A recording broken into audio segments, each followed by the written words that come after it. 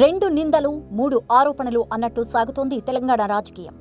కొంతకాలంగా బీఆర్ఎస్ నేత కేటీఆర్ చుట్టూ వెల్లువెత్తుతున్న ఆరోపణల గురించి తెలిసిందే.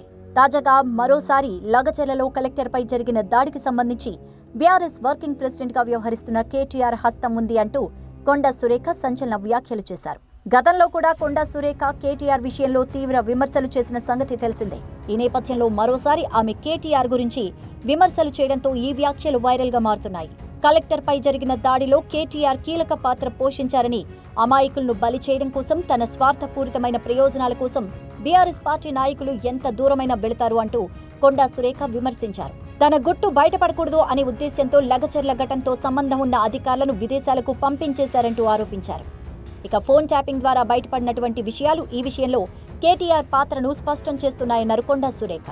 కేసీఆర్ పాలనలో తెలంగాణ రాష్ట్రం అప్పుల పాలయ్యిందని, భవిష్యత్తు తరం ఆ రుణాన్ని తీర్చే భారం మోస్తోందంటూ ఆమె ఆగ్రహాన్ని వ్యక్తం చేశారు. తెలంగాణ రాష్ట్రం ఏర్పాటైన అనంతరం పాలనలోకి వచ్చిన కేసీఆర్ ప్రజలకు చేసిన మంచి ఏంటి అంటూ ఆమె సూటిగానే ప్రశ్నించారు. ప్రజల సమస్యలను పక్కన పెట్టేసి కేవలం తమ స్వార్థం కోసం మాత్రమే ఆ పార్టీ పనిచేసింది అంటూ చెప్పారు.